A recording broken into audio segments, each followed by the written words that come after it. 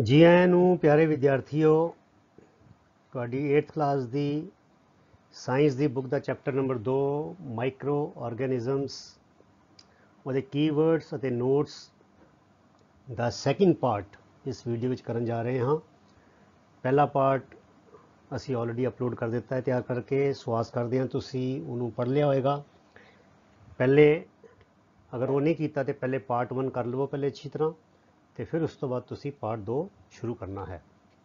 ਸੋ ਆਓ ਆਪਣੀ ਨੋਟਬੁੱਕ ਖੋਲ੍ਹ ਲਓ, ਪੈਨ ਲੈ ਲਓ, ਤੇ ਜਿਹੜੀ ਗੱਲਾਂ ਕੰਮ ਦੀਆਂ ਤੁਹਾਨੂੰ ਲੱਗਦੀਆਂ ਸਾਰੀਆਂ ਵੈਸੇ ਨੋਟ ਕਰਨ ਵਾਲੀਆਂ, ਤੇ ਵੀਡੀਓ ਪੌਜ਼ ਕਰਕੇ ਸਾਰੀ ਗੱਲਾਂ ਨੂੰ ਤੁਸੀਂ ਨੋਟ ਕਰਦੇ ਜਾਣਾ ਹੈ। ਸੋ ਆਓ ਸ਼ੁਰੂ ਕਰੀਏ। Pathogen. Microorganisms are harmful in many ways, and some of the microorganisms cause diseases in human beings, plants and animals. ਪਹਿਲੇ ਵੀਡੀਓ ਵਿੱਚ ਅਸੀਂ ਪੜ੍ਹਿਆ ਸੀ ਕਿ ਬੱਚਿਓ ਮਾਈਕਰੋ ਆਰਗੈਨਿਜ਼ਮਸ ਦੇ ਸਾਨੂੰ ਬੜੇ ਫਾਇਦੇ ਵੀ ਹੁੰਦੇ ਨੇ, ਹਨਾ। They keep the environment clean. They are used in fermentation, in making curd, cheese, in making medicines. ਪਰ ਉਹਦੇ ਸਾਰੇ ਕੁਝ ਮਾਈਕਰੋ ਆਰਗੈਨਿਜ਼ਮਸ ਜਾਂ ਮਾਈਕਰੋਬਸ ਦੇ ਕੁਝ ਨੁਕਸਾਨ ਵੀ ਨੇ, and they can cause diseases in plants, animals and even human beings. So such disease causing microorganisms are called pathogens.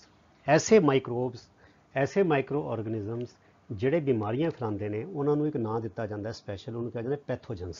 ਠੀਕ ਹੈ। ਸੋ ਪੈਥੋਜਨਸ R disease causing microorganisms. Some microorganisms spoil food. ਕੁਛ ਐਸੇ ਨੇ ਜੋ ਸਾਡਾ ਖਾਣਾ ਖਰਾਬ ਕਰ ਦਿੰਦੇ ਨੇ, ਫਿਰ ਉਹ ਸੁੱਟਣਾ ਪੈਂਦਾ ਹੈ। ਕਲੋਥਿੰਗ, ਸਾਡੇ ਕੱਪੜੇ ਖਰਾਬ ਕਰ ਦਿੰਦੇ ਨੇ। ਲੈਦਰ ਜਿਹੜਾ ਹੈਗਾ ਉਹਨੂੰ ਖਰਾਬ ਕਰ ਦਿੰਦੇ ਨੇ, ਚਮੜੇ ਨੂੰ। ਪੈਥੋਜਨਸ ਐਂਟਰ ਆਵਰ ਬੋਡੀ। ਇਹ ਜਿਹੜੇ ਪੈਥੋਜਨਸ ਨੇ ਸਾਡੇ ਸਰੀਰ 'ਚ ਐਂਟਰ ਕਿੱਦਾਂ ਕਰਦੇ ਨੇ? ਥਰੂ ਦੀ ਏਅਰ ਵੀ ਬਰੀਥ। ਬਰੀਥ ਮੈਨੇ ਸਾਹ ਲੈਣਾ। ਜਿਹੜੀ ਹਵਾ ਵਿੱਚ ਸਾਹ ਲੈਂਦੇ ਆ ਉਹ ਹਵਾ ਦੇ ਰਾਹੀਂ ਸਾਡੇ ਸਰੀਰ ਚਲੇ ਜਾਂਦੇ ਨੇ। ਦੀ ਵਾਟਰ ਵੀ ਡਰਿੰਕ, ਅਗਰ ਮੰਨ ਲਓ ਅਸੀਂ ਗੰਦਾ ਪਾਣੀ ਪੀ ਲਿਆ, ਉਹਦੇ 'ਚ ਪੈਥੋਜਨ ਸੀਗੇ, ਉਹ ਸਾਡੇ ਸਰੀਰ ਵਿੱਚ ਚਲੇ ਗਏ।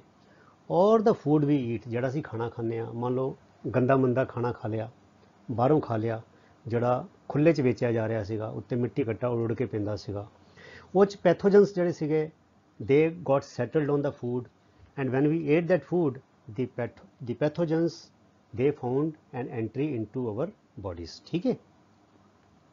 They can also get transmitted by direct contact with an infected person. ਇੱਕ ਹੋਰ ਤਰੀਕਾ ਵੀ ਹੈ, ਜਿਹੜਾ ਬੰਦਾ ਪਹਿਲਾਂ ਹੀ ਬਿਮਾਰ ਹੈ ਅਸੀਂ ਉਹਨਾਂ ਹੱਥ ਮਿਲਾ ਲਿਆ, ਉਹਦੇ ਜੱਫੀ ਪਾ ਲਈ, ਹੈ ਨਾ, ਅਤੇ ਉਹਦੇ ਨਾਲ ਉਹਦੇ ਕੱਪੜਿਆਂ ਰਾਹੀਂ, ਉਹਦੀ ਚਮੜੀ ਰਾਹੀਂ ਉਹਨੇ ਮੰਨ ਲਓ ਹੱਥ ਮੂਹਰੇ ਕਰਕੇ ਛਿੱਕ ਮਾਰੀ ਸੀ ਜਾਂ ਖੰਘਿਆ ਸੀ ਅਤੇ ਉਹਦੇ ਹੱਥਾਂ 'ਤੇ ਪੈਥੋਜਨਸ ਆ ਗਏ, ਅਸੀਂ ਉਹ ਹੱਥ ਮਿਲਾ ਲਿਆ, ਹੁਣ ਉਹਦੇ ਹੱਥ ਤੋਂ ਸਾਡੇ ਹੱਥ ਵਿੱਚ ਆ ਗਏ। ਜਦੋਂ ਅਸੀਂ ਆਪਣਾ ਹੱਥ ਆਪਣੀ ਅੱਖਾਂ ਨੂੰ, ਆਪਣੇ ਮੂੰਹ ਨੂੰ ਕਿਤੇ ਲਾਇਆ ਅਤੇ ਉਹ ਪੈਥੋਜਨ ਸਾਡੀ ਬਾਡੀ ਵਿੱਚ ਵੀ ਚਲੇ ਗਏ। ਸੋ ਇਸ ਤਰ੍ਹਾਂ ਵੀ ਪੈਥੋਜਨਸ ਸਾਡੇ ਵਿੱਚ ਜਾਂਦੇ ਨੇ। ਇੱਕ ਹੋਰ ਤਰੀਕੇ ਕੈਰੀਡ ਬਾਏ ਐਨ ਐਨੀਮਲ। ਉਹ ਹੋ ਸਕਦਾ pathogens they may be carried by animals, pets ਜਿੱਦਾਂ ਹੁੰਦੇ ਨੇ, ਘਰਾਂ 'ਚ ਜਾਨਵਰ ਹੁੰਦੇ ਨੇ, ਕਈ ਬੰਦੇ ਪਾਲਤੂ ਜਾਨਵਰ ਰੱਖਦੇ ਨੇ, ਕੋਈ ਸ਼ੈਹਾ ਰੱਖਦਾ ਹੈ, ਖਰਗੋਸ਼, ਜਾਂ ਕੋਈ ਬਿੱਲੀ ਰੱਖ ਲੈਂਦਾ, ਕੋਈ ਕੁੱਤਾ ਰੱਖ ਲੈਂਦਾ। ਸੋ ਉਹ ਪੈਥੋਜਨਸ, ਉਹ ਕੁੱਤਿਆਂ ਨਾਲ ਅਸੀਂ ਖੇਡਦੇ ਹਾਂ, ਬਿੱਲੀਆਂ ਨਾਲ ਖੇਡਦੇ ਹਾਂ, ਹੈ ਨਾ, ਪਿਆਰ ਕਰਦੇ ਹਾਂ। ਸੋ ਉਹ ਜਾਨਵਰਾਂ ਦੇ ਉੱਤੇ ਅਗਰ ਕੋਈ ਐਸੇ ਪੈਥੋਜਨਸ ਹੋਣ ਜਿਨ੍ਹਾਂ ਤੋਂ ਉਹ ਇਮਿਊਨ ਹੋਣ, ਅਤੇ ਉਹਦੇ ਰਾਹੀਂ ਸਾਡੇ ਵਿੱਚ ਵੀ ਜਰਾਸੀਮ ਜਿਹੜੇ ਕੀਟਾਣੂ ਨੇ ਉਹ ਜਾ ਸਕਦੇ ਨੇ ਅਤੇ ਸਾਨੂੰ ਬਿਮਾਰ ਕਰ ਸਕਦੇ ਨੇ। ਸੋ ਮੈਂ ਆਸ ਕਰਦਾ ਤੁਹਾਨੂੰ ਪਤਾ ਲੱਗ ਜਾਏਗਾ ਕਿ pathogens are those micro organisms which cause diseases and they spread through air, water, food and other carriers also. ਆਓ ਅੱਗੇ ਚਲੀਏ। ਓਕੇ, ਹੁਣ ਆ ਗਿਆ ਕਮਿਊਨੀਕੇਬਲ ਡਿਜ਼ੀਜ਼ਸ, ਜਿਹਨੂੰ ਕਹਿੰਦੇ ਛੂਤ ਦੀਆਂ ਬਿਮਾਰੀਆਂ। ਠੀਕ ਹੈ। ਇਹ ਕਿਹੜੀਆਂ? Microbial diseases. ਹੁਣ ਮਾਈਕਰੋਬੀਅਲ ਬੱਚੋ, ਇਹ ਮਾਈਕਰੋਬੀਅਲ ਕੀ ਹੈ? Microbial is nothing but the adjective of microbe. ਮੈਂ ਤੁਹਾਨੂੰ ਪਹਿਲੇ ਦੱਸ ਚੁੱਕਾ, ਮੈਂ ਜਾਣ ਕੇ ਵੱਖਰੇ ਵੱਖਰੇ ਸ਼ਬਦ ਵਰਤਦਾ ਤਾਂ ਕਿ ਤੁਹਾਡੀ ਵੋਕੈਬਲਰੀ ਵਧੇ, ਸ਼ਬਦਾਂ ਦਾ ਗਿਆਨ ਵਧੇ।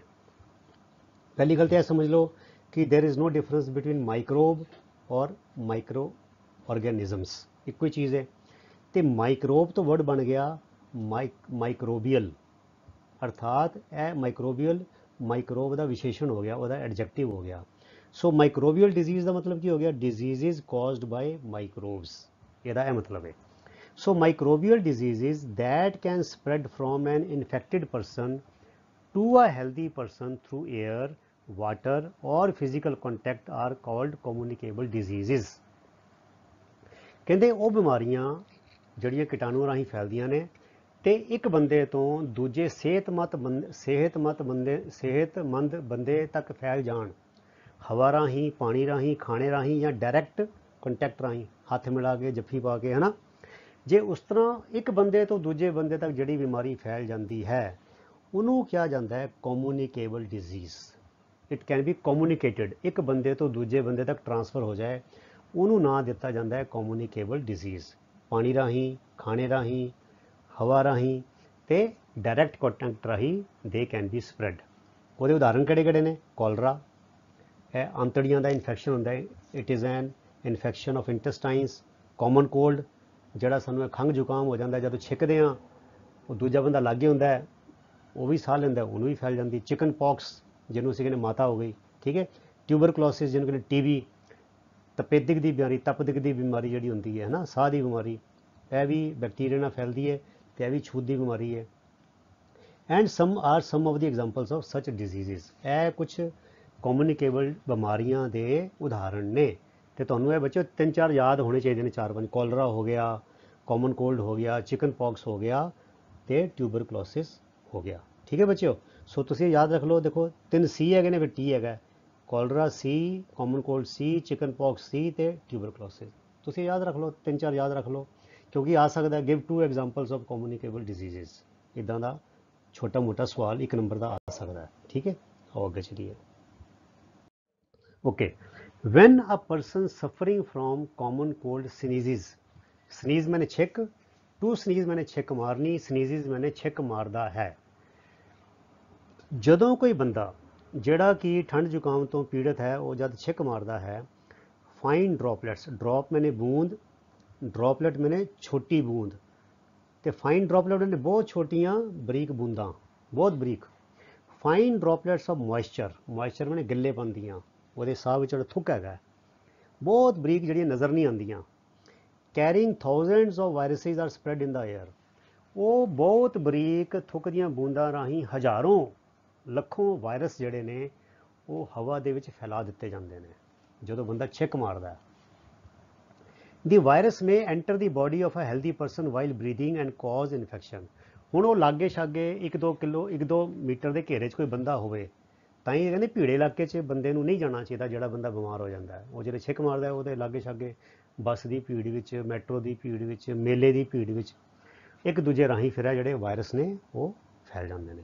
ਸੋ ਜਿਹੜੇ ਬੰਦੇ ਵੀ ਸਾਹ ਲੈਂਦੇ ਨੇ ਹਵਾ 'ਚ, ਸਾਹ ਦੇ ਲੈਣਾ ਹੀ ਹੈ ਸਾਰਿਆਂ ਨੇ। ਜਦੋਂ when they breathe they take in the air which is carrying the viruses, and those viruses when they enter our body they cause the infection and we also fall sick, ਅਸੀਂ ਵੀ ਬਿਮਾਰ ਹੋ ਜਾਂਦੇ ਹਾਂ। thus it is advisable, ਇਸ ਕਰਕੇ ਸਲਾਹ ਦਿੱਤੀ ਜਾਂਦੀ ਹੈ, it is advisable to keep a handkerchief, ਇੱਕ ਰੁਮਾਲ ਰੱਖਣਾ ਚਾਹੀਦਾ ਹੈ, on the nose and mouth while sneezing। ਸਾਨੂੰ ਕੀ ਕਰਨਾ ਚਾਹੀਦਾ ਹੈ? ਆਪਣੇ ਕੋਲ ਆਪਣੀ ਜੇਬ ਵਿੱਚ ਹਮੇਸ਼ਾ ਇੱਕ ਰੁਮਾਲ ਰੱਖਣਾ ਚਾਹੀਦਾ ਹੈ। ਜਦੋਂ ਵੀ ਸਾਨੂੰ ਛਿੱਕ ਆਵੇ, ਖੰਘ ਆਵੇ, ਸਾਨੂੰ ਨੱਕ ਤੇ ਮੂੰਹ ਦੇ ਮੂਹਰੇ ਅੱਗੇ ਰੁਮਾਲ ਰੱਖ ਲੈਣਾ ਚਾਹੀਦਾ ਹੈ, ਤਾਂ ਕਿ ਸਾਡੇ ਖੰਘਣ ਦੇ ਨਾਲ, ਸਾਡੇ ਛਿੱਕਣ ਦੇ ਨਾਲ ਜਿਹੜੀਆਂ fine droplets of moisture are not thrown in the air, ਠੀਕ ਹੈ ਬੱਚਿਓ। ਇਸ ਕਰਕੇ ਰੁਮਾਲ ਰੱਖਦੇ ਹਾਂ ਅੱਗੇ। ਇਟ ਇਜ਼ ਆਲਸੋ ਬੈਟਰ, ਤੇ ਇਹ ਵੀ ਗੱਲ ਚੰਗੀ ਰਹੇਗੀ ਕਿ to keep a distance, keep a distance ਵਿੱਚ ਦੂਰੀ ਬਣਾ ਕੇ ਰੱਖੋ। ਟੂ ਕੀਪ ਅ ਡਿਸਟੈਂਸ ਦਾ ਮਤਲਬ ਹੈ ਦੂਰੀ ਬਣਾ ਕੇ ਰੱਖਣਾ। ਕਿਧਰੋਂ? ਫਰੋਮ ਇਨਫੈਕਟਡ ਪਰਸਨ, ਜਿਹੜਾ ਬੰਦਾ ਬਿਮਾਰ ਹੈ ਉਹਦੇ ਤੋਂ ਸਾਨੂੰ ਦੂਰ ਹੋ ਕੇ ਬਹਿਣਾ ਚਾਹੀਦਾ ਹੈ, ਉਹ ਤੋਂ ਦੂਰੀ ਬਣਾ ਕੇ ਰੱਖਣੀ ਚਾਹੀਦੀ ਹੈ, ਠੀਕ ਹੈ। ਸੋ ਇਹ ਦੋਨਾਂ ਦਾ ਫਰਜ਼ ਹੈਗਾ। ਜਿਹੜਾ ਬਿਮਾਰ ਹੈ ਉਹ ਰੁਮਾਲ ਕੋਲ ਰੱਖੇ, ਉਹ ਭੀੜੇ ਭਾੜੇ ਇਲਾਕੇ 'ਚ ਨਾ ਜਾਵੇ, ਤੇ ਜਿਹੜਾ ਬੰਦਾ ਬਿਮਾਰ ਨਹੀਂ ਹੈ ਉਹ ਵੀ ਇਸ ਗੱਲ ਦਾ ਖਿਆਲ ਰੱਖੇ ਕਿ ਜਿਹੜਾ ਬੰਦਾ ਬਿਮਾਰ ਹੈ ਉਹਦੇ ਨੇੜੇ ਨਾ ਜਾਵੇ, ਉਹਦੇ ਤੋਂ ਦੂਰੀ ਬਣਾ ਕੇ ਰੱਖੇ। ਆਓ ਅੱਗੇ ਚਲੀਏ। ਓਕੇ, ਕਹਿੰਦੇ several microorganisms not only cause diseases in humans and plants but also in other animals। ਕਹਿੰਦੇ ਬੜੇ ਸਾਰੇ ਐਸੇ ਮਾਈਕਰੋ ਆਰਗੇਨਿਜ਼ਮ ਵੀ ਨੇ ਜਿਹੜੇ ਸਿਰਫ ਇਨਸਾਨਾਂ ਵਿੱਚ ਜਾਂ ਬੂਟਿਆਂ ਵਿੱਚ ਹੀ ਬਿਮਾਰੀ ਨਹੀਂ ਫੈਲਾਉਂਦੇ, ਬਲਕਿ ਜਾਨਵਰਾਂ ਵਿੱਚ ਵੀ ਬਿਮਾਰੀ ਫੈਲਾ ਦਿੰਦੇ ਨੇ। For example, anthrax is a dangerous human and cattle disease caused by a bacterium. होना याद रख लो, एंथ्रैक्स। एंथ्रैक्स एक बड़ी ही खतरनाक बीमारी है जो जानवरों में होती है तो जानवरों राही इंसानों में भी आ जाती है। तो यह की जाती है, ਇਹਦਾ ਇਹਦਾ ਜੋ ਜ਼ਿੰਮੇਵਾਰ ਕੌਣ ਹੈ? ਬੈਕਟੀਰੀਅਮ ਹੈਗਾ, ਇੱਕ ਬੈਕਟੀਰੀਅਮ। ਜਿਵੇਂ ਮੈਂ ਦੱਸਿਆ cold, common cold, polio, chickenpox, they are caused by virus, but anthrax is caused by a bacterium, ਇੱਕ ਕਿਸਮ ਦਾ ਬੈਕਟੀਰੀਆ ਹੁੰਦਾ, ਠੀਕ ਹੈ। ਸੋ ਇਹ ਕਾਜ਼ ਕਰਦਾ ਐਂਥਰੈਕਸ, ਇਹ ਜਾਨਵਰਾਂ ਨੂੰ ਵੀ ਹੋ ਜਾਂਦੀ ਹੈ ਤੇ ਇਹ ਇਨਸਾਨਾਂ ਨੂੰ ਵੀ ਹੋ ਜਾਂਦੀ ਹੈ। ਫਿਰ ਕੀ ਹੁੰਦੀ ਹੈ ਬੱਚੇ ਹੋਰ ਬਿਮਾਰੀ? Foot and mouth disease of cattle is caused by virus, ਇਹ ਵਾਇਰਸ ਨਾਲ ਹੁੰਦੀ ਹੈ। ਇਹਨੂੰ ਅਸੀਂ ਪੰਜਾਬੀ 'ਚ ਆਮ ਦੇਖਦੇ ਹਾਂ, ਪਿੱਛੇ ਦੇ ਕੁਝ ਸਾਲ ਹੋਏ ਇਹ ਆਈ ਸੀ ਤੇ ਅਖਬਾਰਾਂ 'ਚ ਬੜਾ ਜ਼ਿਕਰ ਹੁੰਦਾ ਸੀ, ਇਹਨੂੰ ਕਹਿੰਦੇ ਮੂੰਹ ਖੁਰ ਦੀ ਬਿਮਾਰੀ। ਫੁੱਟ ਮੈਨੇ ਖੁਰ ਤੇ ਮਾਊਥ ਮੈਨੇ ਮੂੰਹ, ਤੇ ਇਹਨੂੰ ਕਹਿੰਦੇ ਮੂੰਹ ਖੁਰ ਦੀ ਬਿਮਾਰੀ, ਖੁਰ ਮੂੰਹ ਦੀ ਬਿਮਾਰੀ, ਠੀਕ ਹੈ। ਤੇ ਇਹਨੂੰ ਇੰਗਲਿਸ਼ 'ਚ ਕਹਿੰਦੇ foot and mouth disease of cattle, ਪਸ਼ੂਆਂ ਦੀ, ਗਾਈਆਂ ਮੱਝਾਂ ਨੂੰ ਬੜੀ ਹੁੰਦੀ ਹੈ। ਤੇ ਇਹਦਾ ਕਾਰਨ ਹੈਗਾ ਇੱਕ ਵਾਇਰਸ। ਜਾਨਵਰ ਦੇ ਜਾਨਵਰ ਮਰ ਜਾਂਦੇ ਨੇ, ਖਤਮ ਹੋ ਜਾਂਦੇ, ਤਬਾਹ ਹੋ ਜਾਂਦੇ ਨੇ, ਬੜਾ ਬੁਰਾ ਹਾਲ ਹੋ ਜਾਂਦਾ। ਡਿਜ਼ੀਜ਼ਜ਼ ਆਰ ਆਲਸੋ ਕਾਜ਼ਡ ਇਨ ਪਲਾਂਟਸ, ਬੂਟਿਆਂ 'ਚ ਵੀ ਹੁੰਦੀਆਂ, ਲਾਈਕ ਵੀਟ, ਕਣਕ ਦੇ ਬੂਟੇ, ਕਣਕ ਨੂੰ ਲੱਗ ਜਾਂਦੀ ਬਿਮਾਰੀ, ਝੋਨੇ ਨੂੰ, ਰਾਈਸ, ਚੌਲਾਂ ਨੂੰ, ਪੋਟੈਟੋ, ਆਲੂਆਂ ਨੂੰ, ਐਪਲ, ਸੇਬ ਨੂੰ, ਸ਼ੂਗਰ ਕੇਨ, ਗੰਨੇ ਨੂੰ, ਔਰੰਜ, ਸੰਤਰੇ ਨੂੰ। ਇਹ ਜਿੰਨੇ ਵੀ ਬੂਟੇ ਨੇ ਫਲਾਂ ਦੇ, ਅੰਨ ਦੇ, ਇਹਨਾਂ ਨੂੰ ਵੀ ਬੈਕਟੀਰੀਆ ਰਾਹੀਂ, ਵਾਇਰਸ ਰਾਹੀਂ ਬਿਮਾਰੀਆਂ ਲੱਗ ਜਾਂਦੀਆਂ ਨੇ, ਬਾਏ ਸਮ ਮਾਈਕਰੋਬਸ, ਠੀਕ ਹੈ। ਦੇ reduce the yield of crops, ਉਹਨਾਂ ਫਿਰ ਹੁੰਦਾ ਕੀ ਬੱਚੋ, ਝਾੜ ਛੋਟਾ ਹੋ ਜਾਂਦਾ, ਝਾੜ ਮੈਨੇ ਯੀਲਡ, ਉਹਦੀ ਜੋ ਫਸਲ ਹੈ, ਮੰਨ ਲਓ ਇੱਕ ਕਹਿੰਦੇ ਵੀ ਇੱਕ ਖੇਤ 'ਚੋਂ 10 ਬੋਰੀਆਂ ਕਣਕ ਦੀਆਂ ਆਉਣੀਆਂ ਸੀ, ਉਹ 10 ਨਹੀਂ, ਇਹ 6 ਆਈਆਂ, ਕਿਉਂ? ਦਾਣਾ ਛੋਟਾ ਰਹਿ ਗਿਆ, ਦਾਣੇ ਦਾ ਭਾਰ ਘਟ ਗਿਆ। ਸੋ ਇਹ ਇਸ ਤਰ੍ਹਾਂ ਜਿਹੜੇ ਮਾਈਕਰੋਬਸ ਨੇ ਇਹ ਨੁਕਸਾਨ ਕਰਦੇ ਨੇ। ਕਈ ਵਾਰ ਜਿਹੜੇ ਫਲ ਫਰੂਟ ਨੇ ਉਹਨਾਂ ਦੀ ਟੇਸਟ ਚੇਂਜ ਹੋ ਜਾਂਦਾ, ਟੈਕਸਚਰ ਚੇਂਜ ਹੋ ਜਾਂਦਾ ਬਿਮਾਰੀ ਕਰਕੇ, ਉਹਨਾਂ ਦਾ ਸਾਈਜ਼ ਨਹੀਂ ਵੱਧ ਪਾਉਂਦਾ, ਉਹਨਾਂ ਦਾ ਭਾਰ ਨਹੀਂ ਵੱਧ ਪਾਉਂਦਾ, ਠੀਕ ਹੈ। ਜਿਵੇਂ ਬਿਮਾਰੀ ਲੱਗਦੀ ਹੈ ਬੱਚੇ ਉਹ, ਤੇ ਇਨਸਾਨ ਕਿਦਾਂ ਢਿੱਲਾ ਹੋ ਜਾਂਦਾ ਹੈ ਨਾ, ਉਹ ਢਿੱਲਾ ਹੋ ਜਾਂਦਾ, ਉਹਦਾ ਭਾਰ ਘਟ ਜਾਂਦਾ, ਇਹਨੂੰ ਪ੍ਰੋਬਲਮ ਹੋ ਜਾਂਦੀ। ਇਸੇ ਤਰ੍ਹਾਂ ਬੱਚਿਓ ਇਹਨਾਂ 'ਚ ਵੀ ਜਾਨ ਹੈਗੀ ਹੈ। ਸੋ ਜਦੋਂ ਬੂਟਿਆਂ ਨੂੰ ਬਿਮਾਰੀ ਲੱਗਦੀ ਹੈ ਤੇ ਉਹਦਾ ਅਸਰ ਫਸਲ ਦੇ ਉੱਤੇ ਵੀ ਪੈਂਦਾ ਹੈ, ਠੀਕ ਹੈ। They can be controlled by the use of certain chemicals, ਜਿਹਨਾਂ ਨੂੰ ਅਸੀਂ ਕਹਿੰਦੇ ਪੈਸਟੀਸਾਈਡਸ, ਵਿਚ ਕਿਲ ਦੀ ਮਾਈਕਰੋਬਸ। ਤੇ ਜਿਹੜੀਆਂ ਖੇਤਾਂ ਵਿੱਚ ਬਿਮਾਰੀਆਂ ਲੱਗਦੀਆਂ ਨੇ, ਬੂਟਿਆਂ ਨੂੰ, ਬਾਗਾਂ ਵਿੱਚ, ਕਹਿੰਦੇ ਇਹਨਾਂ ਨੂੰ ਇਸ ਤਰ੍ਹਾਂ ਕੰਟਰੋਲ ਕੀਤਾ ਜਾ ਸਕਦਾ ਕਿ ਕੁਛ ਨਾ ਕੁਛ ਕੈਮੀਕਲ, ਰਸਾਇਣ, ਪੈਸਟੀਸਾਈਡ, ਕੀੜੇ ਮਾਰ ਦਵਾਈਆਂ ਛਿੜਕਾ ਕੇ, ਵਿਚ ਕਿਲ ਦੀ ਮਾਈਕਰੋਬਸ, ਇਹਨਾਂ ਮਾਈਕਰੋ ਆਰਗੈਨਿਜ਼ਮਸ ਨੂੰ, ਮਾਈਕਰੋਬਸ ਨੂੰ ਮਾਰਨ ਵਾਸਤੇ ਕੁਝ ਕੈਮੀਕਲਾਂ ਦਾ ਛਿੜਕਾਅ ਕੀਤਾ ਜਾਂਦਾ ਹੈ, ਤਾਂ ਕਿ ਉਹਦੀ ਫਸਲ ਹੈ, ਜਿਹੜੇ ਬਾਗ ਨੇ, ਉਹਨਾਂ ਨੂੰ ਬਿਮਾਰੀਆਂ ਤੋਂ ਬਚਾਇਆ ਜਾ ਸਕੇ। आओ ਅੱਗੇ ਚਲੀਏ। ਅਗਲੀ ਗੱਲ ਆ ਗਈ ਬੱਚੋ ਫੂਡ ਪੋਇਜ਼ਨਿੰਗ। ਇਹ ਵੀ ਬੜੀ ਕਾਮਨ ਇੱਕ ਡਿਜ਼ੀਜ਼ ਹੈ, ਠੀਕ ਹੈ। Food poisoning could be due to the consumption of food spoiled by some micro organisms. ਕੁਛ ਮਾਈਕਰੋ ਆਰਗੈਨਿਜ਼ਮ ਕੀ ਕਰਦੇ ਨੇ, ਉਹ ਖਾਣੇ ਨੂੰ ਜ਼ਹਿਰੀਲਾ ਕਰ ਦਿੰਦੇ ਨੇ, ਟੌਕਸਿਕ ਕਰ ਦਿੰਦੇ ਨੇ। ਟੌਕਸਿਕ ਮੀਨਸ ਜ਼ਹਿਰੀਲਾ, ਫੁੱਲ ਆਫ ਟੌਕਸਿਨਸ, ਮਤਲਬ ਕਿ ਉਹਨੂੰ ਸਪਾਇਲ ਕਰ ਦਿੰਦੇ ਨੇ, ਉਹਦੀ ਜਿਹੜਾ ਓਰੀਜਨਲ ਰੂਪ ਹੈ ਉਹਦੀ ਕੈਮਿਸਟਰੀ ਚੇਂਜ ਹੋ ਜਾਂਦੀ ਹੈ। So micro organisms that grow on our food sometimes produce toxic substances. Toxic ਮਨੇ ਜ਼ਹਿਰੀਲੇ ਤੱਤ ਪੈਦਾ ਕਰ ਦਿੰਦੇ ਨੇ, ਜਿਹੜੇ ਕਿ ਸਾਡੇ ਖਾਣੇ ਦੇ ਵਿੱਚ ਵੱਧ ਰਹੇ ਫੁੱਲ ਰਹੇ ਹੁੰਦੇ ਨੇ, microbes. These make the food poisonous, causing serious illness and even death. ਇਹਦੇ ਨਾਲ ਖਾਣਾ ਜ਼ਹਿਰੀਲਾ ਹੋ ਜਾਂਦਾ ਹੈ, ਕਈ ਵਾਰ ਖਾਣ ਲੱਗੇ ਪਤਾ ਹੀ ਨਹੀਂ ਲੱਗਦਾ, ਬੰਦਾ ਬੇਧਿਆਨੇ ਅਣਗਹਿਲੀ ਦੇ ਵਿੱਚ ਜ਼ਹਿਰੀਲਾ ਖਾਣਾ ਖਾ ਲੈਂਦਾ ਹੈ ਤੇ ਬਹੁਤ ਬੁਰੀ ਤਰ੍ਹਾਂ ਬਿਮਾਰ ਹੋ ਜਾਂਦਾ ਹੈ। ਔਰ ਬੱਚਿਓ ਇਹ ਛੋਟੀ ਮੋਟੀ ਗੱਲ ਨਹੀਂ, it can be fatal, it means it can cause death. ਦੇਰ ਹੈਵ ਬੀਨ ਮੈਨੀ cases all over the world where people have lost their life because of food poisoning। Food poisoning ਦੇ ਨਾਲ ਬੱਚਿਓ ਮੌਤ ਵੀ ਹੋ ਸਕਦੀ ਹੈ। ਇਸ ਕਰਕੇ ਸਾਨੂੰ ਖਾਸ ਤੌਰ 'ਤੇ ਇੰਡੀਆ ਵਿੱਚ, ਜਿੱਥੇ ਸਾਫ ਸਫਾਈ ਦਾ ਇੰਨਾ ਖਿਆਲ ਨਹੀਂ ਰੱਖਿਆ ਜਾਂਦਾ, ਬਾਹਰ ਦਾ ਖਾਣਾ ਖਾਣ ਲੱਗੇ ਬੜੇ ਧਿਆਨ ਦੇ ਨਾਲ ਸੋਚ ਕੇ ਇਹ ਫੈਸਲਾ ਕਰਨਾ ਚਾਹੀਦਾ ਹੈ। ਬੈਟਰ ਸਾਨੂੰ ਇਹੀ ਹੋਣਾ ਚਾਹੀਦਾ ਹੈ ਕਿ ਅਸੀਂ ਆਪਣੇ ਘਰ ਦਾ ਖਾਣਾ ਹੀ ਖਾਈਏ, ਕਿਉਂਕਿ ਬਾਹਰ ਦਾ ਖਾਣਾ ਖਾ ਕੇ ਬਿਮਾਰ ਹੋਣ ਦੀ ਸੰਭਾਵਨਾ, ਜੋ ਪ੍ਰੋਬੇਬਿਲਿਟੀ ਹੈਗੀ ਹੈ, ਉਹ ਵੱਧ ਜਾਂਦੀ ਹੈ। ਆਓ ਅੱਗੇ ਚਲੀਏ। ਫੂਡ ਪੋਇਜ਼ਨਿੰਗ ਦਾ ਡਿਟੇਲ ਵਿੱਚ ਹੁਣ ਥੋੜਾ ਕਰੀਏ। ਪਹਿਲੇ ਤਾਂ ਐਸੇ ਨਾ ਕਿ ਉਹ ਕਮਿਊਨੀਕੇਬਲ ਡਿਜ਼ੀਜ਼ਸ ਕਿੱਦਾਂ ਮਾਈਕਰੋਬਸ ਤੋਂ ਫੈਲਦੀਆਂ, ਠੀਕ ਹੈ। ਕਹਿੰਦੇ food poisoning is caused by consumption of spoiled food. ਥੋੜੀ ਗੱਲ ਰਿਪੀਟ ਹੋ ਰਹੀ ਹੈ ਇੱਥੇ। ਕਿੱਦਾਂ? It is accompanied by nausea. ਇਹਦੀ ਨਿਸ਼ਾਨੀ ਕੀ ਹੈ, ਇਹਦੇ ਲੱਛਣ ਕੀ ਨੇ, ਇਹਦੇ ਸਿੰਪਟਮਸ ਕੀ ਨੇ? ਇਹਨੂੰ ਕਹਿੰਦੇ ਨੋਜ਼ੀਆ। ਨੋਜ਼ੀਆ ਦਾ ਮਤਲਬ ਹੁੰਦਾ ਦਿਲ ਕੱਚਾ ਕੱਚਾ ਹੋਣਾ।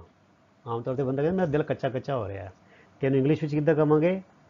ਆਈ ਐਮ ਫੀਲਿੰਗ ਨੋਜ਼ੀਆ, ਮੈਨੂੰ ਨੋਜ਼ੀਆ ਹੋ ਰਿਹਾ ਹੈ, ਠੀਕ ਹੈ। ਸੋ ਵੋਮਿਟਿੰਗ ਮੈਨੇ ਉਲਟੀ, ਤੇ ਡਾਇਰੀਆ ਮੈਨੇ ਹੁੰਦਾ ਬੱਚਿਓ ਪਾਣੀ ਵਰਗੀਆਂ ਟੱਟੀਆਂ। ਜਦੋਂ ਸਟੂਲਸ, ਮੋਸ਼ਨਸ ਪਾਣੀ ਵਰਗੇ ਆਉਣ, ਬਿਲਕੁਲ ਪਤਲੀ ਟੱਟੀ ਹੋ ਜਾਏ ਤੇ ਇੱਕੋਦਮ ਨਿਕਲ ਜਾਏ, ਉਹਨਾਂ ਕੀ ਹੁੰਦਾ ਹੈ, ਬੋਡੀ ਦੇ ਸਾਰੇ ਫਲੂਇਡਸ ਜਿਹੜੇ ਹੈਗੇ ਨੇ, ਪਾਣੀ ਦਾ ਕਹਿੰਦੇ ਨਾ ਇਹਦਾ ਪਾਣੀ ਖਤਮ ਹੋ ਗਿਆ, ਉਹ 'ਚੋਂ ਸਾਰੇ ਸੌਲਟਸ ਤੇ ਮਿਨਰਲਸ ਜਿਹੜੇ ਤੱਤ ਹੁੰਦੇ ਨੇ ਪੌਸ਼ਟਿਕ ਉਹ ਸਾਰੇ ਨਿਕਲ ਜਾਂਦੇ ਨੇ। ਇੰਨਾ ਤਗੜਾ ਇਨਫੈਕਸ਼ਨ ਜਿਲੇ ਹੋ ਜਾਏ ਫੂਡ ਪੋਇਜ਼ਨਿੰਗ ਡਾਇਰੀਆ ਤਾਂ ਫਿਰ ਡੈਥ ਹੋ ਜਾਂਦੀ ਹੈ। ਠੀਕ ਹੈ ਬੱਚਿਓ। ਸੋ ਡਾਇਰੀਆ ਦਾ ਅਸਲ ਮਤਲਬ ਹੈ ਪਾਣੀ ਵਰਗੀ ਟੱਟੀਆਂ ਦਾ ਆਣਾ, ਜਿਹੜਾ ਲੱਛਣ ਹੈ ਉਹਨੂੰ ਕਿਹਾ ਜਾਂਦਾ ਡਾਇਰੀਆ। ਨੌਜ਼ੀਆ ਦਾ ਮਤਲਬ ਦਿਲ ਕੱਚਾ ਹੋਣਾ। ਸੋ ਇਹ ਦੇਖੋ ਨਵੇਂ ਨਵੇਂ ਸ਼ਬਦ ਤੁਹਾਨੂੰ ਸਿੱਖਣ ਨੂੰ ਮਿਲ ਰਹੇ ਨੇ, ਇਹ ਸਾਰੇ ਆਪਣੀ ਨੋਟਬੁੱਕ ਵਿੱਚ ਨੋਟ ਕਰੀ ਜਾਓ। ਠੀਕ ਹੈ। Micro organisms that grow on our food sometimes produce toxic substances, ਇਹ ਗੱਲ ਪਹਿਲੇ ਵੀ ਅਸੀਂ ਕਹੀ ਹੈ। these contaminants ਮੈਨੇ toxins, ਉਹ ਜ਼ਹਿਰੀਲੇ ਪਦਾਰਥ make the food poisonous, ਜ਼ਹਿਰੀਲਾ ਕਰ ਦਿੰਦੇ ਨੇ, causing serious illness and proving to be fatal at times, ਔਰ ਬੜੀ ਵਾਰ ਫੈਟਲ ਦਾ ਮਤਲਬ ਹੁੰਦਾ ਜਾਨਲੇਵਾ, ਇਹ ਜਾਨਲੇਵਾ ਸਾਬਿਤ ਹੁੰਦੇ ਨੇ। So it is very important to prevent the food, ਇੱਥੇ ਬੱਚੋ ਪ੍ਰੀਵੈਂਟ ਦੀ ਤੋਂ ਪਹਿਲੇ ਫੂਡ ਆਣਾ, ਹੈ ਫਰੋਮ ਤੋਂ ਪਹਿਲੇ ਆਣਾ ਫੂਡ, ਮੈਂ ਇੱਥੇ ਫੂਡ ਮਿਸ ਹੋ ਗਿਆ। It is very important to prevent the food from being spoiled, ਖਾਣੇ ਨੂੰ ਖਰਾਬ ਹੋਣ ਤੋਂ ਬਚਾ ਕੇ ਰੱਖਣਾ ਬੜਾ ਜ਼ਰੂਰੀ ਹੈ। ਜੇ ਗਰਮੀਆਂ ਨੇ ਤੇ ਫ੍ਰਿਜ ਵਿੱਚ ਰੱਖੋ ਜਾਂ ਉਹਨੂੰ ਗਰਮ ਕਰ ਲਵੋ। ਠੀਕ ਹੈ। ਤੇ ਖਾਣੇ ਨੂੰ ਕਦੀ ਵੀ ਨੰਗਾ ਨਾ ਰੱਖੋ। ਠੀਕ ਹੈ ਬੱਚਿਓ। ਇਹ ਦੋ ਤਿੰਨ ਗੱਲਾਂ ਜਿਹੜੀਆਂ ਮੇਨ ਧਿਆਨ 'ਚ ਰੱਖਣ ਵਾਲੀਆਂ ਹੁੰਦੀਆਂ। This is usually done with the help of preservatives, ਤੇ ਜਿਹੜੇ ਬਾਹਰਲੇ ਬੰਦੇ ਹੈਗੇ ਨੇ ਹੋਰ ਖਾਣੇ ਨੂੰ ਵੀ ਖਾਣਾ ਖਰਾਬ ਨਾ ਹੋਵੇ ਤੇ ਕੀ ਕੀਤਾ ਜਾਂਦਾ ਹੈ, ਇਹਦੇ ਲਈ ਪ੍ਰੈਜ਼ਰਵੇਟਿਵ ਵਰਤੇ ਜਾਂਦੇ ਨੇ। ਪ੍ਰੈਜ਼ਰਵੇਟਿਵ ਬੱਚੇ ਉਹ ਹੁੰਦੇ ਨੇ ਜੋ ਖਾਣੇ ਦੀ ਸ਼ੈਲਫ ਲਾਈਫ ਹੁੰਦੀ ਵੀ ਖਾਣਾ ਕਿੰਨੀ ਦੇਰ ਤੱਕ ਠੀਕ ਰਹਿੰਦਾ ਹੈ। ਠੀਕ ਹੈ। ਮੰਨ ਲਓ ਜਿਵੇਂ ਪ੍ਰੈਜ਼ਰਵੇਟਿਵ ਨਹੀਂ ਪਾਉਂਦਾ ਤੇ ਖਾਣਾ 2 ਦਿਨ ਠੀਕ ਰਹਿੰਦਾ ਹੈ, ਪਰ ਜੇ ਪ੍ਰੈਜ਼ਰਵੇਟਿਵ ਪਾ ਦਈਏ ਤੇ ਖਾਣਾ ਕਾਫੀ ਦਿਨ ਕਾਫੀ ਹਫ਼ਤੇ ਤੱਕ ਫਿਰ ਖਰਾਬ ਨਹੀਂ ਹੁੰਦਾ। ਸੋ ਅੱਗੇ ਚਲੀਏ। ਹੁਣ ਆ ਗਿਆ ਸਮਰੀ ਆਫ ਕਮਿਊਨੀਕੇਬਲ ਡਿਜ਼ੀਜ਼ਸ। ਇੱਕ ਬੱਚੋ ਸਮਰੀ ਬਰੀਫ ਦੇ ਵਿੱਚ ਇਹ ਵੀ ਤੁਹਾਨੂੰ ਪਤਾ ਹੋਣਾ ਚਾਹੀਦਾ ਵੀ ਕਿਹੜੀ ਕਿਹੜੀ ਬਿਮਾਰੀਆਂ ਕਿਹੜੇ ਮਾਈਕਰੋ ਆਰਗੇਨਿਜ਼ਮ ਦੇ ਨਾਲ ਫੈਲਦੀਆਂ ਨੇ। ਇਹ ਤੁਸੀਂ ਨੋਟਸ ਬਣਾ ਲਓ ਆਪਣੇ, ਮੈਂ ਤੁਹਾਡੇ ਲਈ ਇੱਦਾਂ ਬਣਾ ਦਿੱਤੇ ਨੇ। ਇਹ ਸਵਾਲ 1-1 2-2 ਨੰਬਰ ਦੇ ਬੜੇ ਆਰਾਮ ਨਾਲ ਤੁਹਾਡੇ ਪੇਪਰਾਂ 'ਚ ਆ ਸਕਦੇ ਨੇ।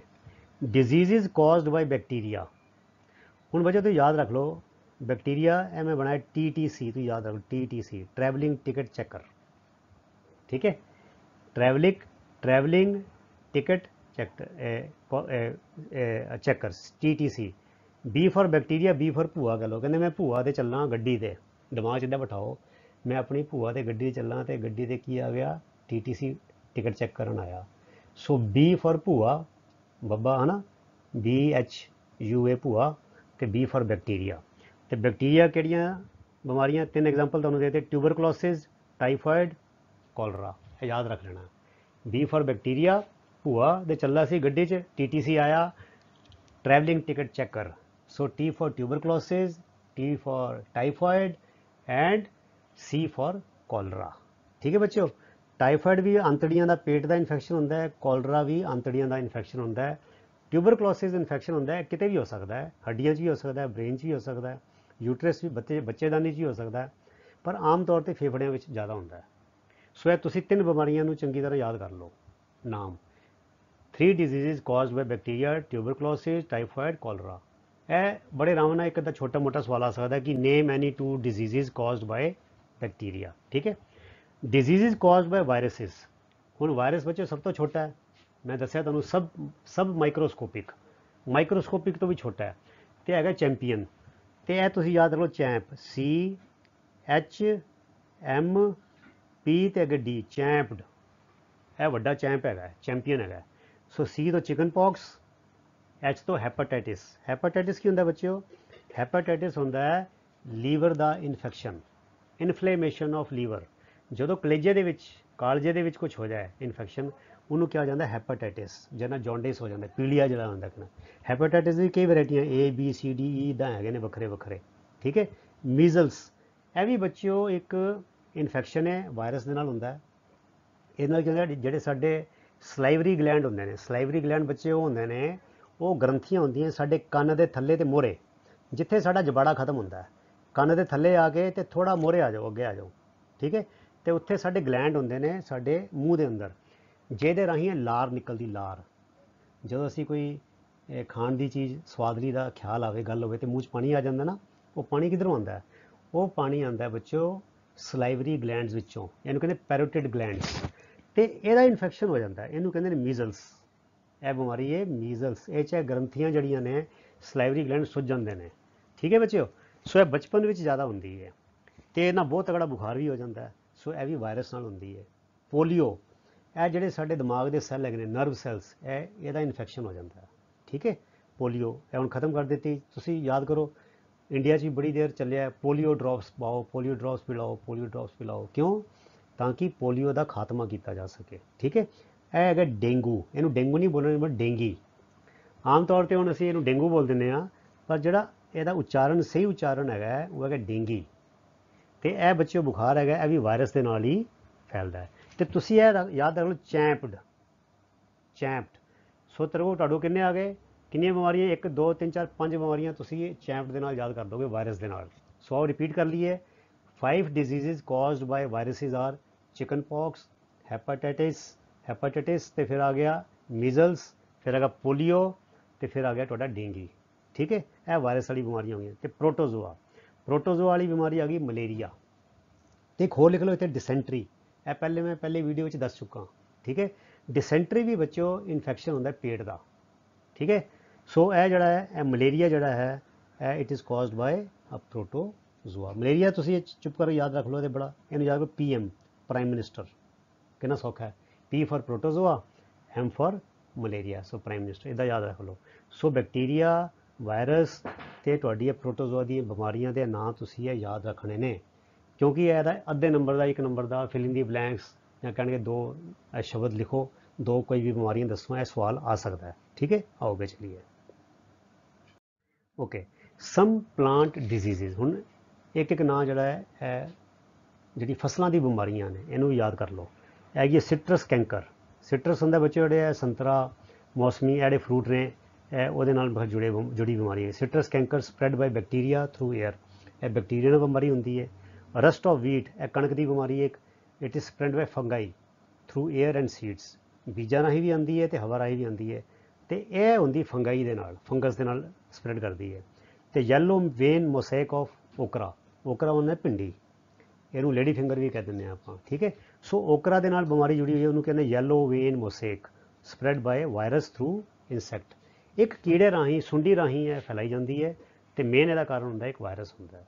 ਸੋ ਇਹ ਬਿਮਾਰੀਆਂ ਦਾ ਵੀ ਤੁਸੀਂ ਥੋੜ੍ਹਾ ਜਿਹਾ ਆਈਡੀਆ ਲੈ ਕੇ ਰੱਖਣਾ ਹੈ। ਪਰ ਹਿਊਮਨ ਡਿਜ਼ੀਜ਼ ਜਿਹੜਾ ਉਹ ਜ਼ਿਆਦਾ ਇੰਪੋਰਟੈਂਟ ਹੈ। ਇਹ ਤੁਸੀਂ ਇਹਨੂੰ ਵੀ ਯਾਦ ਕਰ ਲਿਓ, ਪੇਪਰਾਂ ਜਾਣ ਤੋਂ ਪਹਿਲੇ ਇੱਕ ਵਾਰ ਪੜ੍ਹ ਲਓ, ਦਿਮਾਗ 'ਚ ਤਾਜ਼ਾ ਰਹਿ ਜਾਏ।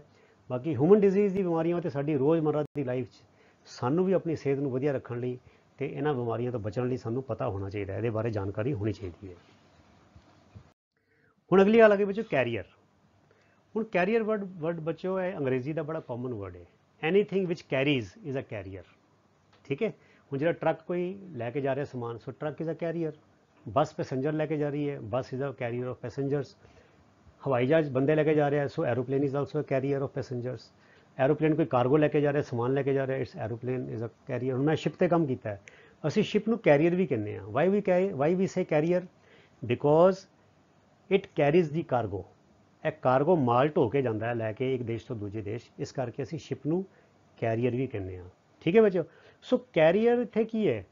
ਐਨੀ ਏਜੰਟ ਮਾਨੇ ਐਨੀ ਕੋਈ ਸਾਧਨ ਹੈ ਕਿਸੇ ਚੀਜ਼ ਦਾ, ਚਾਹੇ ਬੰਦਾ ਹੈ ਚਾਹੇ ਜਾਨਵਰ ਹੈ, ਵਿਚ ਕੈਰੀਜ਼ ਦੀ ਪੈਥੋਜਨਸ, ਜਿਹਦੇ ਰਾਹੀਂ ਬਿਮਾਰੀ ਫੈਲਦੀ ਹੈ। ਠੀਕ ਹੈ ਨਾ, ਪਰ ਉਹਨੂੰ ਬਿਮਾਰੀ ਨਹੀਂ ਹੁੰਦੀ, ਉਹਨੇ ਲੱਛਣ ਨਹੀਂ ਆਉਂਦੇ, ਤੇ ਉਹਨੂੰ ਅਸੀਂ ਕਹਿ ਦਿੰਦੇ ਹਾਂ carrier. That is the definition of carrier in biology. So ਕੀ ਹੈ ਬੱਚਿਓ? Carrier is a person or animal who has some pathogen, ਉਹਦੇ ਵਿੱਚ ਮਾਈਕਰੋ ਆਰਗੈਨਿਜ਼ਮ ਹੈਗੇ ਨੇ ਬਿਮਾਰੀ ਫੈਲਾਉਣ ਵਾਲੇ, to which he is immune. Immune ਮਾਨੇ ਉਹਨੂੰ ਕੁਛ ਨਹੀਂ ਹੈਗਾ, ਇਮਿਊਨ ਮਾਨੇ ਉਹ ਤੋਂ ਤਗੜਾ ਹੈ, ਉਹ ਉਹਦਾ ਮੁਕਾਬਲਾ ਕਰ ਪਾ ਰਿਹਾ, ਉਹਦੇ ਵਿੱਚ ਲੱਛਣ ਨਹੀਂ ਆ ਰਹੇ, ਉਹਦੇ ਵਿੱਚ ਸਿੰਪਟਮਸ ਨਹੀਂ ਆ ਰਹੇ, ਉਹਨੂੰ ਬਿਮਾਰੀ ਦਾ ਕੋਈ ਅਸਰ ਨਹੀਂ ਆ ਰਿਹਾ, ਕਿਉਂਕਿ ਉਹਦੀ ਬੋਡੀ, ਉਹਦਾ ਸਰੀਰ ਇਸ ਗੱਲ ਲਈ ਸਮਰੱਥ ਹੈ ਕਿ ਉਹ ਪੈਥੋਜਨਸ ਦਾ ਮੁਕਾਬਲਾ ਕਰ ਸਕੇ। ਠੀਕ ਹੈ, so a carrier is a person or animal who has some pathogen to which he is immune but who can pass it on to others. ਉਹਨੇ ਖੰਘਿਆ, ਛਿੱਕ ਮਾਰੀ, ਹੱਥ ਮਿਲਾਇਆ ਤੇ ਦੂਜੇ ਨੂੰ ਫੈਲ ਗਿਆ, ਉਹਨੂੰ ਕੁਛ ਨਹੀਂ ਹੋਇਆ ਪਰ ਦੂਜਾ ਬਿਮਾਰ ਹੋ ਗਿਆ। ਇਹੋ ਜਿਹੇ ਬੰਦੇ ਨੂੰ, ਇਹੋ ਜਿਹੇ ਜਾਨਵਰ ਨੂੰ ਜਾਂ ਇਹੋ ਜਿਹੇ ਕੋਈ ਹੋਰ ਸਾਧਨ ਨੂੰ ਅਸੀਂ ਕਹਿੰਦੇ ਹਾਂ ਕੈਰੀਅਰ। ਠੀਕ ਹੈ, there are some insects and animals which act as carriers of disease causing microbes. ਇਹੋ ਜਿਹੇ ਬੜੇ ਸਾਰੇ ਕੀੜੇ ਹੈਗੇ ਨੇ, ਹੈ ਨਾ, ਇਹੋ ਜਿਹੇ ਬੜੇ ਸਾਰੇ ਜਾਨਵਰ ਹੈਗੇ ਨੇ ਜਿਨ੍ਹਾਂ ਦਾ ਕੰਮ ਹੈਗਾ ਦੇ ਐਕਟ ਲਾਈਕ ਕੈਰੀਅਰਸ। ਜਿਹਦਾ ਡਾਕੀਆ ਚਿੱਠੀ ਇੱਕ ਥਾਂ ਤੋਂ ਦੂਜੇ ਥਾਂ ਲੈ ਆ ਕੇ ਡਿਲੀਵਰ ਕਰ ਦਿੰਦਾ ਹੈ। ਸੋ ਡਾਕੀਆ, postman also is like a carrier, he is a carrier of mail. इसी तरह कोई जानवर गंद ते बैठिया तो गंद नाल लाया तो साढ़े कोल आया, मैं उन्होंने मिलिया, उन्होंने जफ्फी पाई तो वो माइक्रोब्स जोड़े सीगे वो जरासीन मेरे को आ गए। ठीक है, हूँ एक उदाहरण दिता कहते house fly is one such carrier. House fly की वजह ਜਿਹੜੇ ਘਰਾਂ ਵਿੱਚ ਸਾਡੇ ਮੱਖੀਆਂ ਹੁੰਦੀਆਂ, ਕਹਿੰਦੇ ਮੱਖੀਆਂ ਦੀ ਉਦਾਹਰਨ ਸਭ ਤੋਂ ਵੱਡੀ ਤੇ ਸਭ ਤੋਂ ਪ੍ਰਮੁੱਖ ਹੈ ਕਿ where it is a carrier. ਕਿੱਦਾਂ ਦੀ ਫਲਾਈਜ਼ ਜਿਹੜੀਆਂ ਮੱਖੀਆਂ ਹੁੰਦੀਆਂ ਟ੍ਰਾਂਸਫਰ ਪੈਥੋਜਨਸ, ਇਹ ਜੀਵਾਣੂ ਨੂੰ ਟ੍ਰਾਂਸਫਰ ਕਰਦੇ ਨੇ ਕਿੱਦਾਂ, ਬਾਈ ਸਿਟਿੰਗ ਔਨ ਦੀ ਐਕਸਕ੍ਰੀਟਾ। ਐਕਸਕ੍ਰੀਟਾ ਕੀ ਹੁੰਦਾ ਬੱਚੋ, ਗੋਹਾ ਟੱਟੀ ਲੇਂਡੀਆਂ ਜਿਹੜੀਆਂ ਹੁੰਦੀਆਂ ਜਾਨਵਰਾਂ ਦਾ ਜਿਹੜਾ ਫੀਸਿਸ ਫੀਕਲ ਮੈਟਰ ਜਿਹੜਾ ਇਹਨੂੰ ਕਹਿੰਦੇ ਸਟੂਲਸ ਕਹਿ ਦਿੰਦੇ ਆ। ਸਾਡੇ ਇੰਡੀਆ 'ਚ ਬੜੇ ਲੋਕ ਬਾਹਰ ਹਾਲੇ ਵੀ ਟੱਟੀ ਕਰਦੇ ਨੇ, ਬਾਹਰ ਜਾਂਦੇ ਨੇ, ਹੈ ਨਾ, ਉਹਨਾਂ ਕੋਲ ਟਾਇਲਟਸ ਨਹੀਂ ਹੈਗੇ because India still a developing country.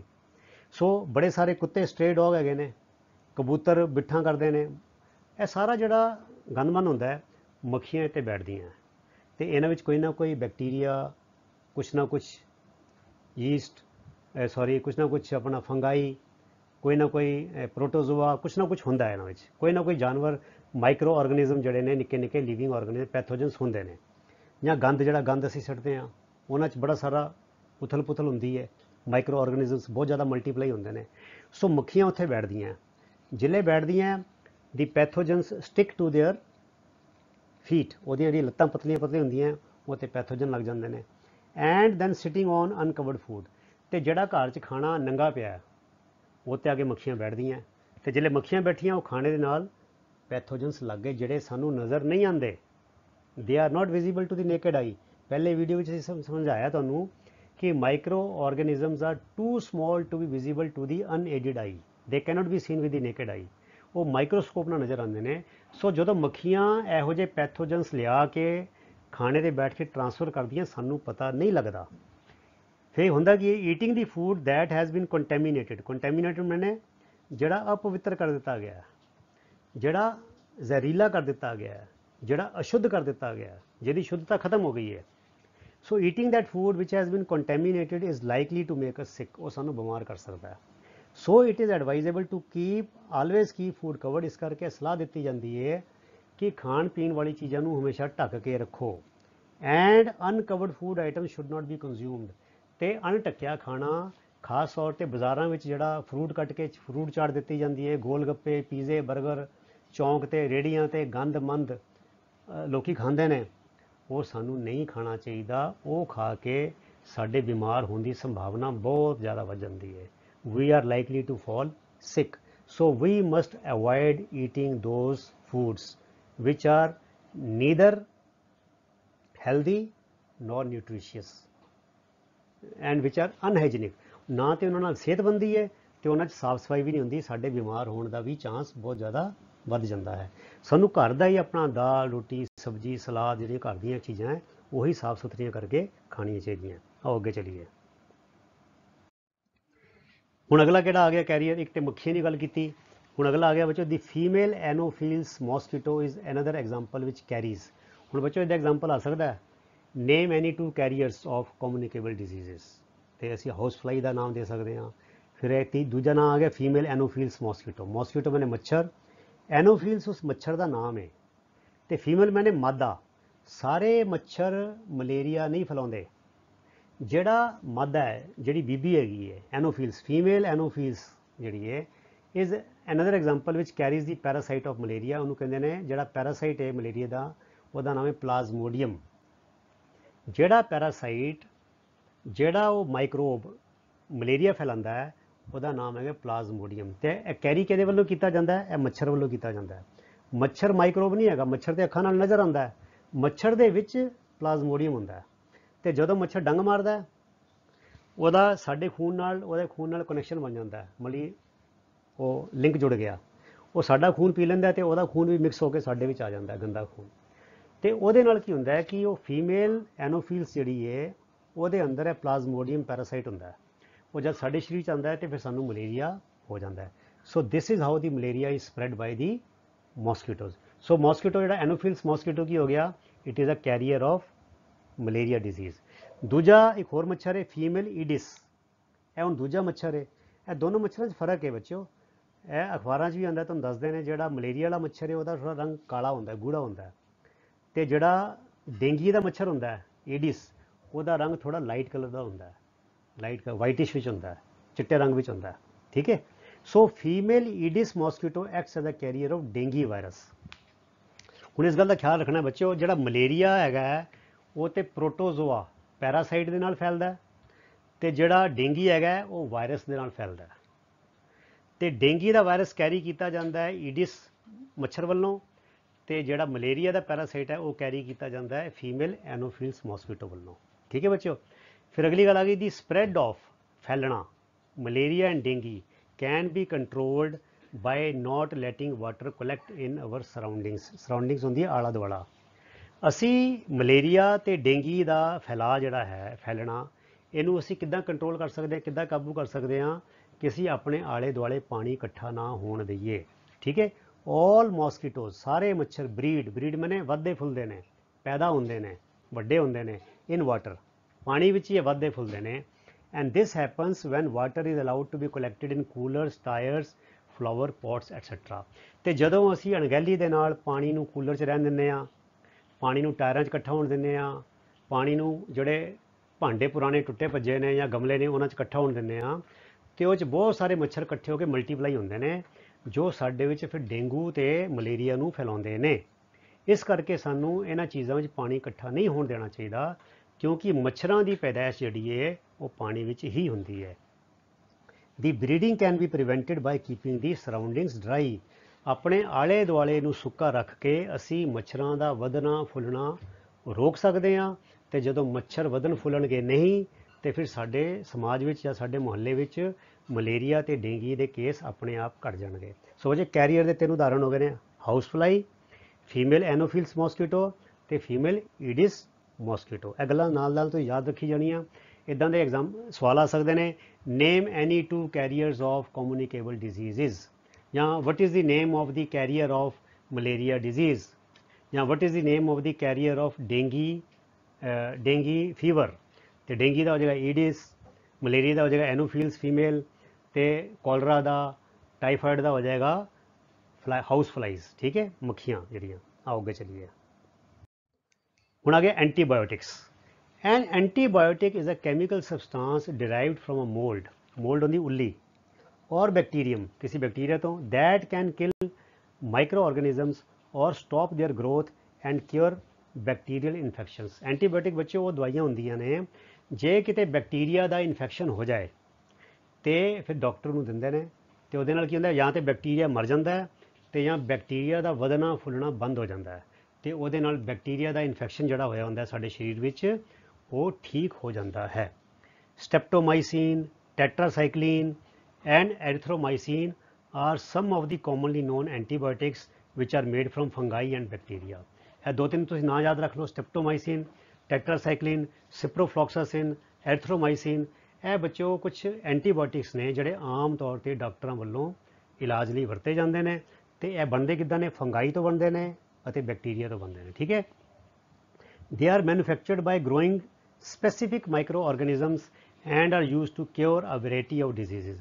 ਇਹ ਖਾਸ ਕਿਸਮ ਦੇ ਜਿਹੜੇ ਮਾਈਕਰੋਬਸ ਨੇ, ਜਿਹੜੇ ਜੀਵਾਣੂ ਨੇ, ਉਹਨਾਂ ਤੋਂ ਇਹ ਐਂਟੀਬਾਇਓਟਿਕ ਜਿਹੜੇ ਨੇ ਉਹ ਤਿਆਰ ਕੀਤੇ ਜਾਂਦੇ ਨੇ। ਆਓ ਅੱਗੇ ਚਲੀਏ। ਕਹਿੰਦੇ antibiotics are even mixed with the feed. Feed ਹੁੰਦਾ ਬੱਚੋ ਖਾਣਾ, ਲਾਈਵ ਸਟਾਕ। ਲਾਈਵ ਸਟਾਕ ਬੱਚਿਓ ਉਹ ਜਾਨਵਰਾਂ ਨੂੰ ਸਾਂਝੇ ਤੌਰ ਤੇ ਕਿਹਾ ਜਾਂਦਾ ਹੈ ਜਿਹੜੇ ਜਾਨਵਰ ਬੰਦਾ ਆਪਣਾ ਵਪਾਰ ਕਰਨ ਲਈ, ਆਪਣਾ ਕੰਮਕਾਰ ਕਰਨ ਲਈ ਜਾਂ ਆਪਣੇ ਸ਼ੌਕ ਲਈ ਰੱਖਦਾ ਹੈ।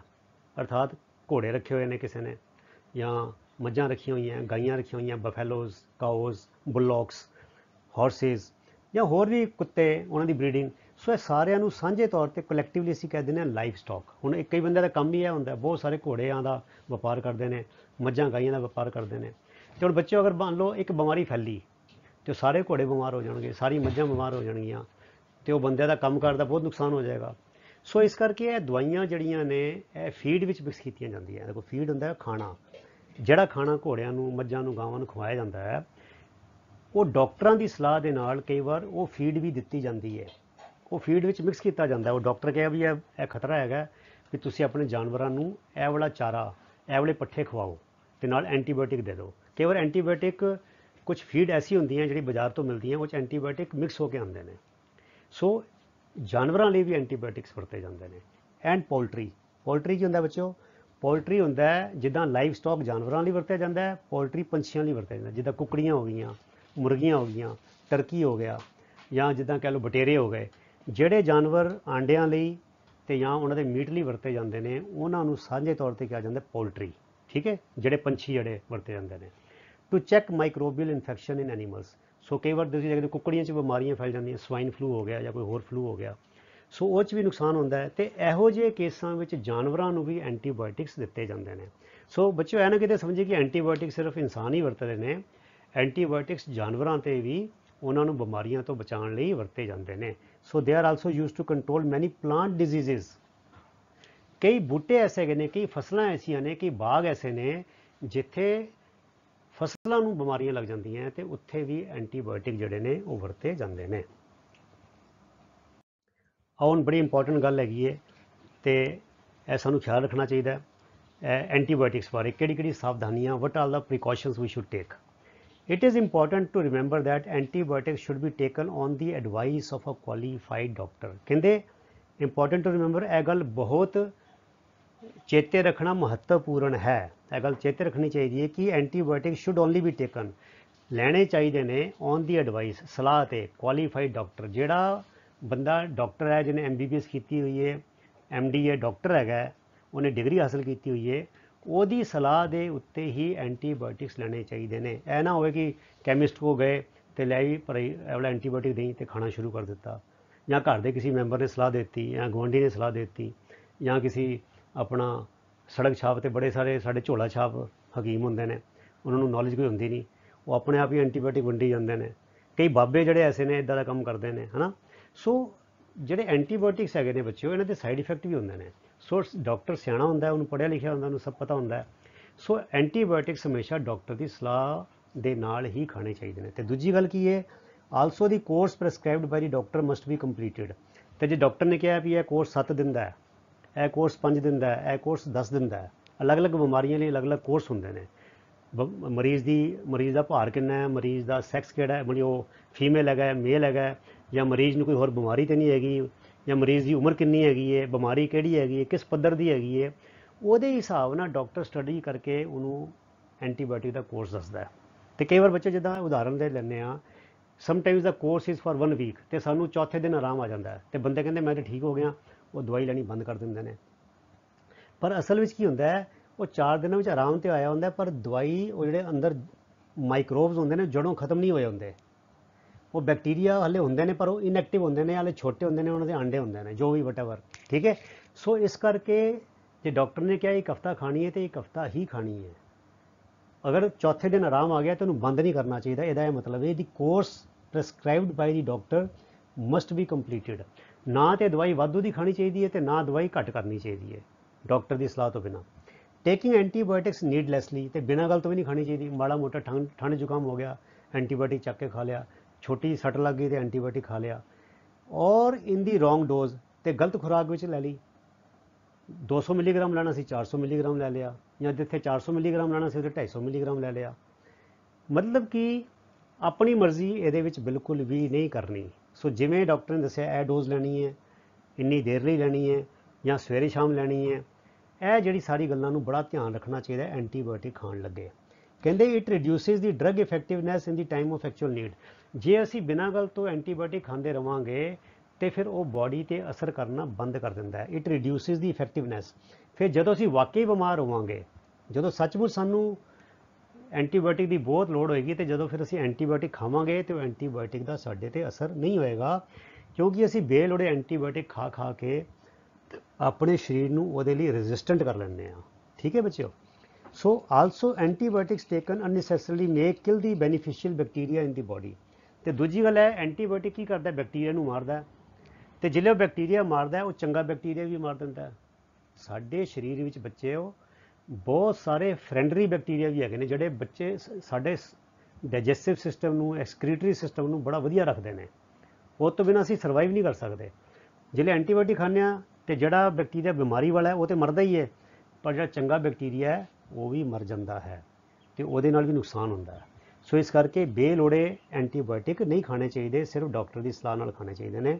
फर्दर दूजी गल, antibiotics are not effective against cold and flu as these are caused by viruses. सानू यह भी पता होना चाहिए यह बीमारी का कारण बैक्टीरिया है या यह बीमारी का कारण वायरस है। कई बार की होंगे कि बीमारी का कारण तो वायरस होंगे तो असी एंटीबायोटिक खा लें, पर बच्चों antibiotic works only against bacteria, वो वायरस के खिलाफ काम नहीं करता। Antibiotics do not have any effect whatsoever on viruses. Virus का एंटीबायोटिक कुछ भी नहीं बिगाड़ सकता, वो असीं अपना नुकसान करते हैं। ਜਿਹੜਾ ਸਾਨੂੰ मौसमी बुखार ਹੁੰਦਾ है, ठंड जुकाम ਹੁੰਦਾ है, वो वायरस करके ਹੁੰਦਾ है, तो वो करके कभी भी एंटीबायोटिक नहीं खाना चाहिए, वो कोई लाभ नहीं। असी पैसे भी खराब करते हैं तो अपने शरीर का भी नाश करते हैं। सो यह गल का ख्याल रखना बड़ा जरूरी है कि antibiotics are not effective against viruses, antibiotics only work against bacteria. यह गल बड़ी ही महत्वपूर्ण है। यह मैं तां जोर दे के कह रहा कि इंडिया में तो रिवाज है, माड़ा ठंड जुकाम होया नहीं लोग अपने आप ही एंटीबायोटिक लैके खाना शुरू कर देंगे हैं।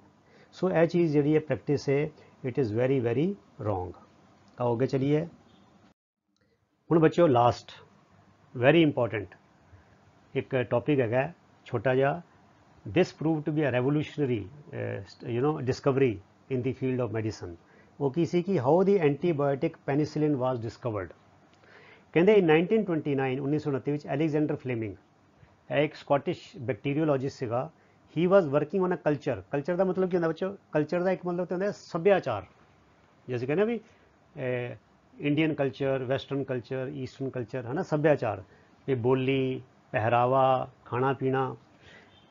यह कल्चर का मतलब जो मैडिसन में होता है, बायोलॉजी में होता है, मतलब होता है growing of micro organisms in a nutrient medium, अर्थात माइक्रो ऑर्गेनिजम्स नूं किसी खुराकी अपने माध्यम के न्यूट्रीएंट मीडियम के बढ़ाना फैलाना, वो स्टडी करने लई उन्होंने खोज करने लई उन्होंने कहते हैं कल्चर।